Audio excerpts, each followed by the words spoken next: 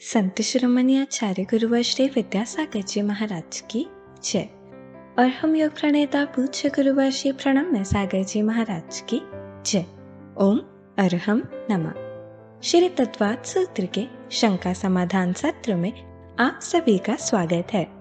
आज पूज्य श्री के द्वारा आपकी की गई शंकाओं का समाधान किया जाएगा। यदि आप भी अपनी शंकाएं भेजना चाहते हैं तो विजिट कीजिए ttv.arham.yoga और हमारे शंका समाधान फॉर्म को फिल कीजिए। सत्र संबंधी शंकाओं का समाधान स्वयं पूज्य श्री करेंगे। इस कक्षा की सभी जानकारियां जानने के लिए आप हमारी वेबसाइट ttv.arham.yoga को विजिट कर सकते हैं। आप हमारे व्हाट्सएप ग्रुप भी ज्वाइन कर सकते हैं cut.ly/तत्वाद पर। इस कार्यक्रम के प्रसारण में पुण्याचक बनकर आप धर्म प्रभावना कर सकते हैं और पुण्यार्जन भी कर सकते हैं। आप टीम अरहम को 9810436940 पर संपर्क कर सकते हैं। चलिए पूज्य गुरुवर के चरणों में चलते हैं। नमोस्तु मुनिषी। मुनिषी मीनल पिंकेश जैन ठाणे मुंबई से पूछ रही हैं कि ढाई द्वीप के विस्तार में ही सिद्धलोक है और वहीं से मोक्ष है, तो क्या सबसे आखिरी द्वीप स्वयंभू रमण में आधा भाग कर्म भूमि है, वहाँ से मोक्ष नहीं है? यदि नहीं है तो कर्म भूमि से मोक्ष जा सकते हैं, तो वहाँ से क्यों नहीं जा सकते? इसका मोक्ष की व्यवस्था वहीं होती है जहाँ पर तीर्थंकरों का भी आवागमन हो, तीर्थंकरों का तीर्थ चलता हो। वो व्यवस्था केवल ढाई द्वीप में है। स्वयंभू रमण द्वीप में जो कर्म भूमि है, उस कर्म भूमि का प्रयोजन इतना ही है कि वहाँ की कर्म भूमि में मनुष्य नहीं है, वहाँ तिर्यंच हैं, और उन तिर्यंचों को भी उस कर्म भूमि के कारण से संयम लेने तक का उनके अंदर परिणाम भाव उत्पन्न हो जाता है, जिससे वह पांचवें गुणस्थान तक का अपने अंदर एक गुणस्थान वृद्धि का भाव कर लेते हैं, और उस पांचवें गुणस्थान तक की विशुद्धि वहाँ के तिर्यंचों को प्राप्त हो जाती है। इसलिए उसको वहाँ पर कर्म भूमि की व्यवस्था के अनुसार वह व्यवस्था वहाँ बताई गई है। तो वहाँ से आपको मोक्ष नहीं हो सकता, क्योंकि मोक्ष मनुष्यों को होता है, और ढाई द्वीप के बाहर जब मनुष्य जाते ही नहीं हैं तो मोक्ष आपको कहाँ से होगा? तिर्यंचों को मोक्ष कराना है क्या? मगरमच्छों को मोक्ष कराना है कि मत्स्यों को मोक्ष कराना है ना?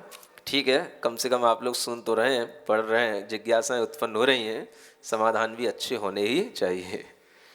नमोस्तु मुनिषी। मुनिषी रूबी जैन देहरादून से पूछ रही हैं कि तिथ्यर भावना प्रश्न पत्र में एक प्रश्न आया था कि एकांतवाद आदि हठाग्रह का क्या फल भोगना पड़ सकता है?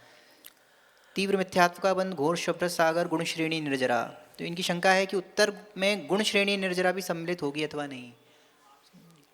गुण श्रेणी निर्जरा कैसे होगी? एकांत आग्रह से गुण श्रेणी नहीं बनेगी, एकांत आग्रह से तो मिथ्यात्व वाला भाव ही बनेगा। प्रश्न किस परिप्रेक्ष्य में हुआ है उसको आपको समझ कर के ही जो है उत्तर देना चाहिए, और हर प्रश्न जो समझाया जा रहा है उसी के सराउंडिंग घूमता है, तो आपको उसी को ध्यान में रख करके उसका उत्तर देना चाहिए। जो उत्तर बताए गए हैं वही उत्तर वहाँ पर मान्य होते हैं। अपनी तरफ से कुछ भी सोचना समझना उचित नहीं होता। जो समझाया जाता है, पढ़ाया जाता है, उसी के अनुसार अगर हम उत्तर देते हैं तो ही अपने को प्रश्न का वह नंबर प्राप्त होता है। नमोस्तु मुनिषी। मुनिषी प्रज्ञा मोदी भोपाल से पूछ रही हैं, मेरी शंका है कि स्वयंभू रमण समुद्र में रहने वाले जलीय जीव जंतु हैं, उनका भोजन शाकाहार है या मांसाहार है?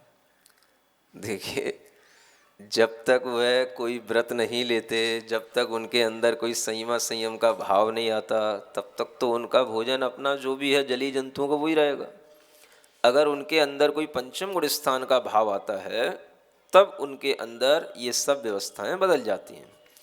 ऐसी स्थिति में वो जलीय जंतु होते हुए भी वो कभी भी मांसाहार नहीं करेंगे, मछली आदि का कोई भी इस तरह से उनके लिए कोई भी प्रयोजन नहीं होगा। वो जीते जागते कभी भी हिंसा के कोई भी कार्य नहीं करेंगे। तो ये जो भोजन है वह सामान्य जीवों के लिए है। वहाँ पर रहने वाले सभी जीव सम्यक दृष्टि होते हैं या पंचम गुण स्थान वाले होते हैं, ऐसी भूल में है क्या आप लोग? है ना? ऐसा तो है नहीं है। कुछ लोगों जीवों के लिए वहाँ पर पंचम गुण स्थान हो सकता है, होगा तो वह अपना आचरण बदल लेते हैं, शरीर से भी मोह छोड़ देते हैं। नहीं भी मिलेगा खाने के लिए तो भी पानी के माध्यम से जितना उन्हें शुद्ध साफ पानी मिलेगा उससे जीते रहेंगे। हवा से जीते रहते हैं, और उनके लिए अगर सम्यक ज्ञान उत्पन्न हो जाता है, पंचम गुण स्थान का भाव आ जाता है, तो वो सल्लेखना मरण करके भी शरीर को छोड़ देते हैं। इतनी भी उनके अंदर सामर्थ्य रहती है। तो ये उनके लिए है। बाकी के सब जीव तो अपने जैसे अभी उनका जलीय जीवों का जैसा भी अपना भोजन पान रहता है, वो उनका सब चला करता है, इसलिए वहाँ पर सब तरह के जीव पाए जाते हैं, ऐसा सोचना। नमोस्तु मुनिषि। मुनिषि मयंक जी जैन गाजियाबाद से पूछ रहे हैं कि सिद्ध भगवान और अरिहंत भगवान में क्या अंतर है? क्या सिद्ध भगवान को भी केवल ज्ञान होता है?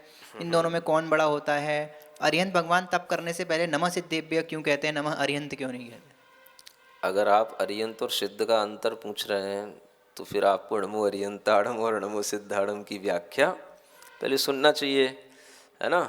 इसके लिए एक वर्धमान स्तोत्र इत्यादि में अच्छे ढंग से बताया गया है कि अरिहंत और सिद्धों में क्या अंतर होता है। तो ये अंतर आपको थोड़ा अच्छे ढंग से सीखना चाहिए। हमें लगता है कि बहुत से लोग बहुत बड़े होकर के भी इस अंतर को समझ नहीं पाते हैं।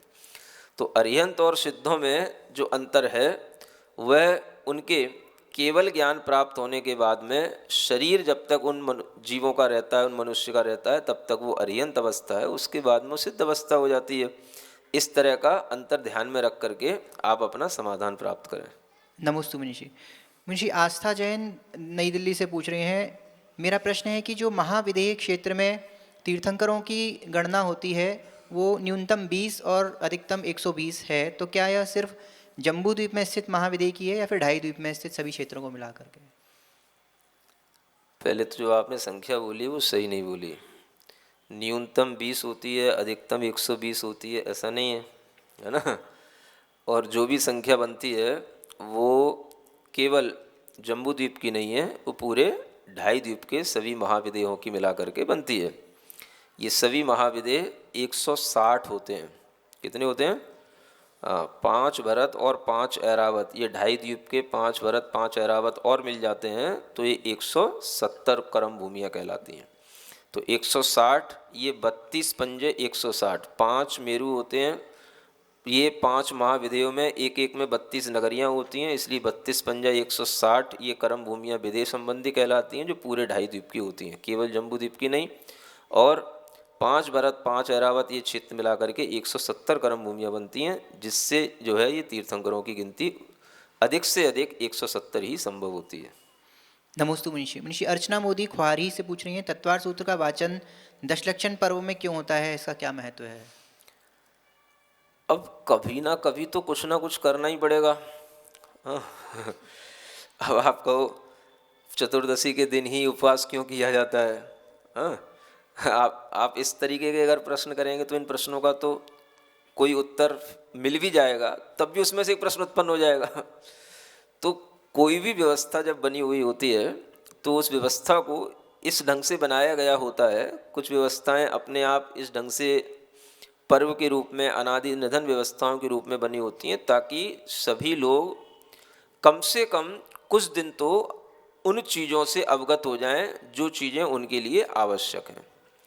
तो तत्वार सूत्र के संयोग है कि वो 10 अध्याय हैं। 10 लक्षण धर्म के भी 10 दिन होते हैं।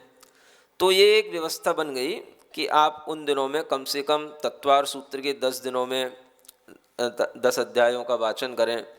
तो ये व्यवस्था है एक। अब इसमें अगर आपको क्यों लगाना पड़ रहा है, तो ज़रूरी नहीं है कि आप उन्हीं दिनों में करें। आप उन दिनों को छोड़ करके बाकी 350 दिन कर सकते हो, अगर आपकी हिम्मत हो तो करो, है ना। जब 350 दिन नहीं करने को तैयार होगे तो फिर कहना पड़ेगा फिर आप कम से कम 10 ही दिन कर लो। तो आप कुछ तो करो। हम जो कुछ भी कहेंगे आप उसी में प्रश्न उत्पन्न करोगे तो ऐसे कैसे काम चलेगा, है? नमोस्तु मुनिषि। मुनिषि JK जैन जी रोहिणी सेक्टर 24 से पूछ रहे हैं, पूज्य श्री मेरी जिज्ञासा है कि प्रथम जम्बू द्वीप के भरत क्षेत्र के आर्य खंड में भारत देश के अलावा और कौन कौन से देश आते हैं तथा 5 म्लेच्छ खंडों में कौन कौन से देश शामिल हैं? विश्व के संपूर्ण देश यानी लगभग 800 करोड़ की जनसंख्या क्या इसी भरत क्षेत्र के 6 खंडों में निवास करती है? देखिए, भरत क्षेत्र का जो आर्यखंड है वह आर्यखंड ही वर्तमान में जो विदित विश्व है वो सब माना जाएगा। म्लेच्छ खंड एक अलग तरह के होते हैं, वहाँ तक अपनी पहुँच नहीं है, क्योंकि अगर म्लेच्छ खंडों तक अपनी पहुँच होने लगेगी तो फिर विजयात पर्वत तक पहुँचना बहुत आसान हो जाएगा। तो जो म्लेच्छ खंड का निवासी लोग हैं वहाँ की जो व्यवस्था है वो अलग है। ये जितना भी हमको विदित विश्व है ये सारा का सारा आर्यखंड के अंतर आता है, चाहे वो कितने भी देश हों। और ये जो आपकी पॉपुलेशन जो सारी की सारी जो 8 अरब तक पहुंच रही है, ये सब जो है इसी कहना चाहिए आर्यखंड की ही ये पॉपुलेशन मानना चाहिए। नमोस्तु मुनिषि। मुनिषि संजीव जैन शामली से पूछ रहे हैं, 19 तारीख को महाराज जी ने बताया था कि सूतक पातक में दान नहीं करना चाहिए, लेकिन जब किसी का मरण हो जाता है तो उनके परिवार वाले 13वीं वाले दिन मंदिर में दान राशि देते हैं, तो क्या वो नहीं देनी चाहिए? अब भाई ये सब सामाजिक व्यवस्थाएं हैं, 13वीं वाले दिन अगर मंदिर में दान राशि दे दोगे तो कोई ज़्यादा तुम्हारे लिए पुण्य मिल जाएगा ऐसा भी नहीं है, नहीं दोगे तो कोई बहुत बड़ा पाप बंद होगा ऐसा भी नहीं है। समाज की व्यवस्थाएं हैं, आपके अपने मन के संतोष करने के लिए भी कुछ काम करने पड़ते हैं। जो जीव आपके सामने से चला गया उसके निमित्त से कुछ दान दे देना, उसके निमित्त से कुछ खर्च कर देना, उसके निमित्त से कुछ पुण्य अर्जित कर लेना, ये आपका मन बने तो किया करो। कोई ये शास्त्रोक्त विधियां नहीं है कि 13वीं के दिन आपको समाज में दान देना है या किसी समाज के लोगों को खिलाना है। ये सब तो आपकी सामाजिक गतिविधियां हैं। अगर सबको अच्छा लगता हो, उचित लगता हो, करना बनता हो तो आप करें, नहीं है तो मैं तो मना ही करता हूँ कि आपको इन सब चीज़ों पे कोई ध्यान देना ही नहीं चाहिए।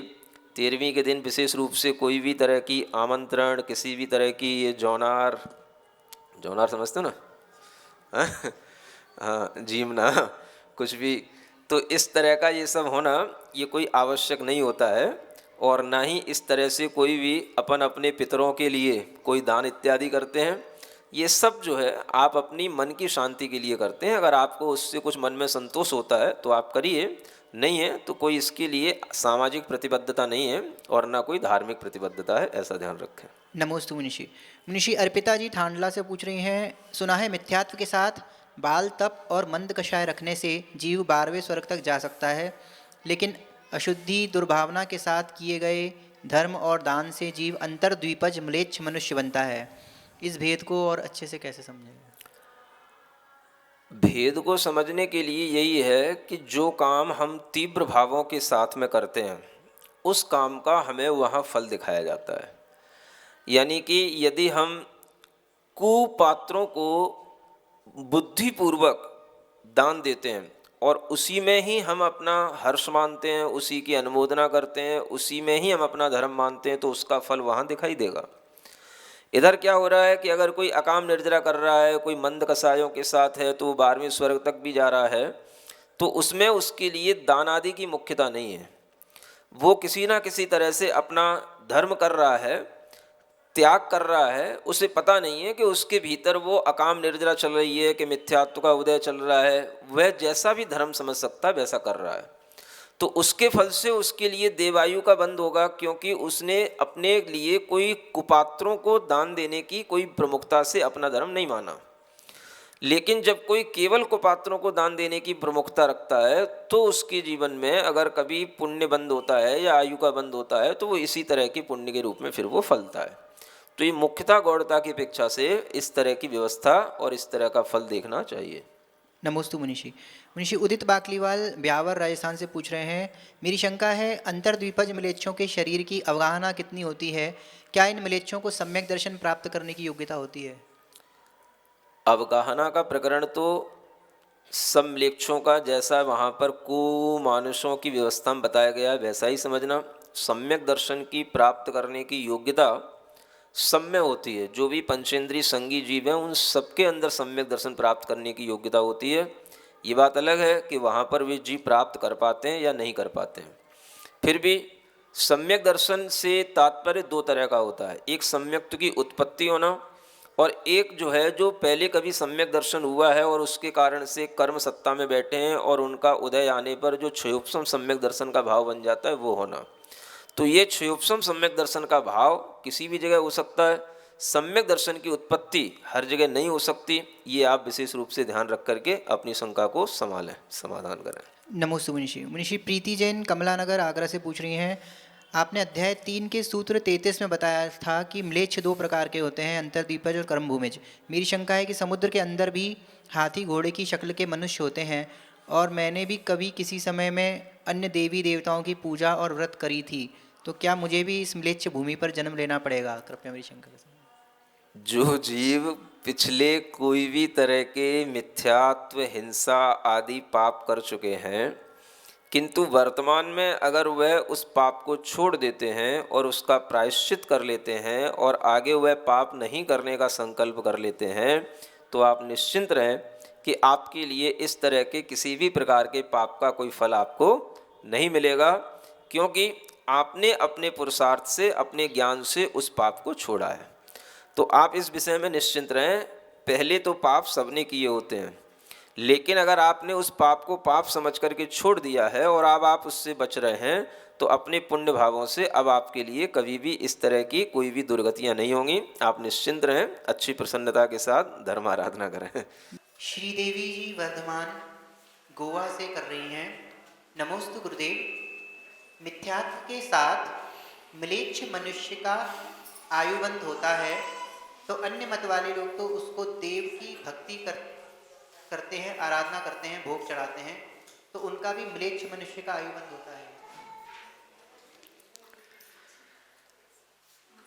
म्लेच्छ मनुष्यों की आयुबंध के कारण कुछ भी हो सकते हैं।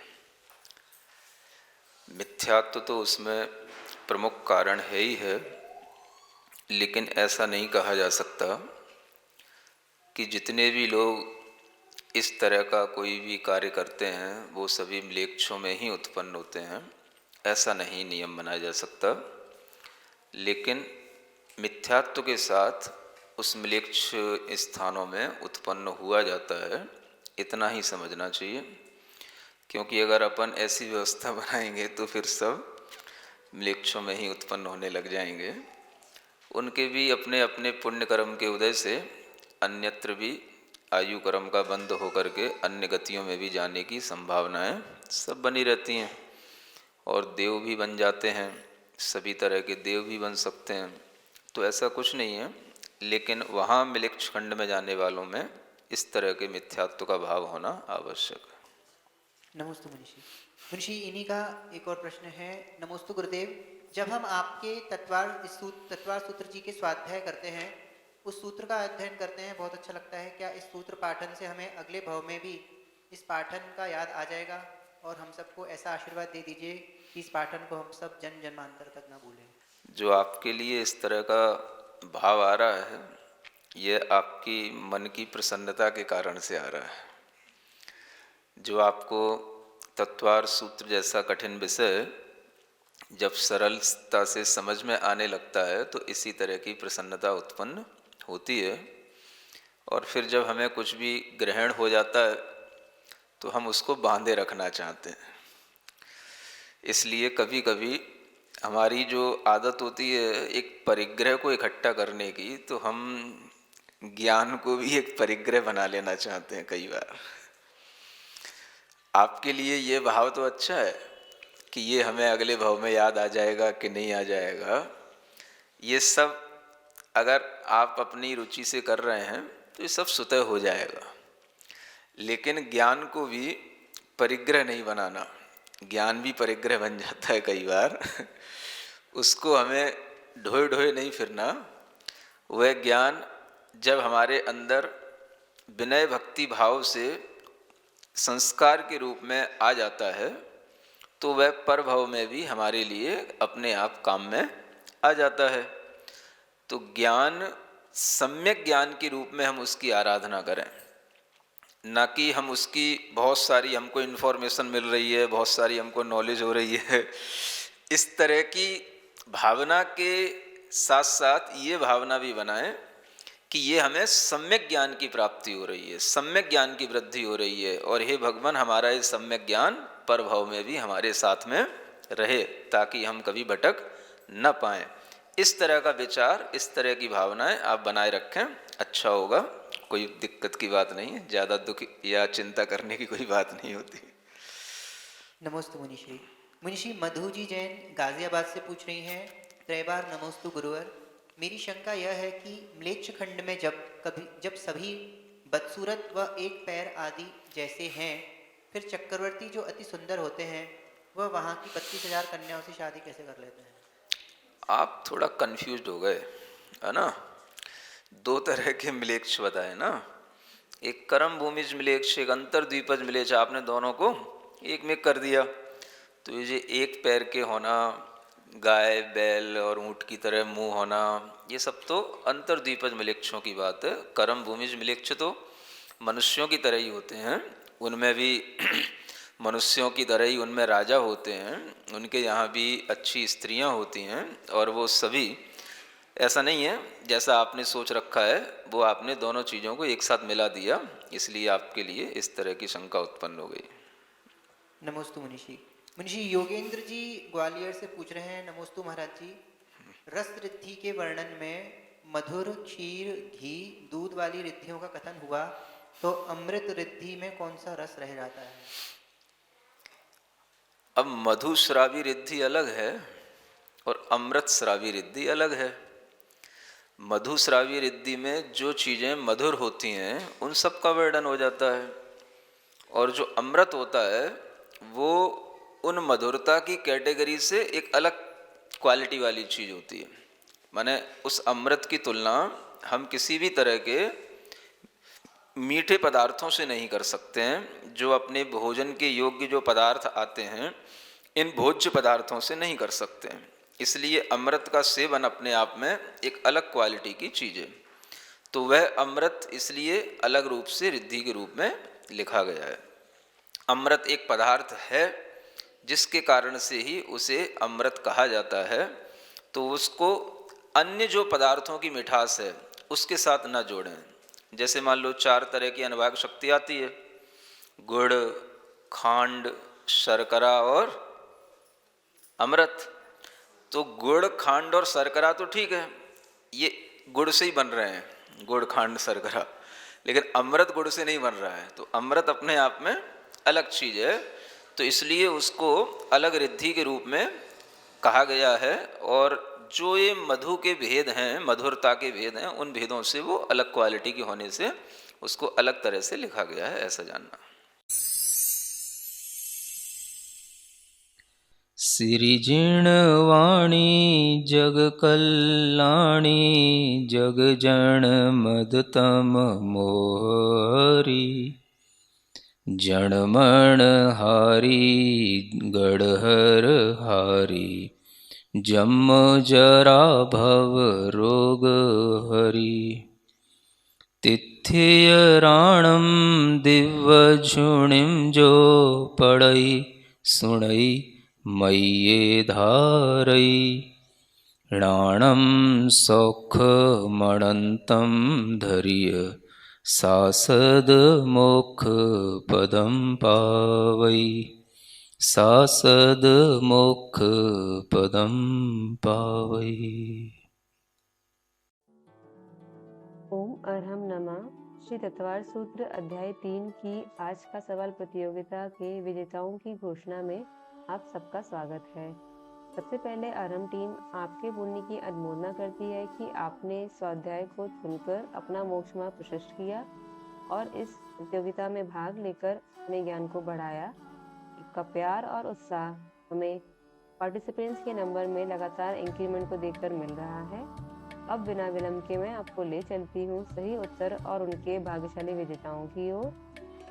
ये विजेता हमने सही उत्तर देने वाले लोगों में से कंप्यूटर के द्वारा निकाले हैं। सभी विजेताओं को मिलेंगे आकर्षक अर्हम ध्यान योग गिफ्ट हैम्पर। क्लास 3.31 के प्रश्न का सही उत्तर है योग भूमिज मनुष्य और इसके भाग्यशाली विजेता हैं पुष्पा जैन गारला, अर्चना मोदी सागर, कुसुम लता शाह यूएसए। क्लास 3.34 के प्रश्न का सही उत्तर है क्रिया रिद्धि और इसके भाग्यशाली विजेता हैं नैना जैन नासिक, आशा जैन वाराणसी, स्नेहा जैन सोनीपत। क्लास 3.33 के प्रश्न का सही उत्तर है सींग वाले और इसके भाग्यशाली विजेता हैं सलाका काशलीवाल यूएसए, ऋतु जैन शुगरलैंड, प्रीति जैन पनागर। क्लास 3.34 के प्रश्न का सही उत्तर है 15 और इसके भाग्यशाली विजेता हैं सुजाता पांड्या इंदौर, शोभा जैन आरा बिहार, श्रीमती मधु पाटनी खंडवा। क्लास 3.35 के प्रश्न का सही उत्तर है 24 कामदेव और इसके भाग्यशाली विजेता हैं मीना भारल भोपाल, जितेंद्र जैन जयपुर, डिम्पल जैन दिल्ली।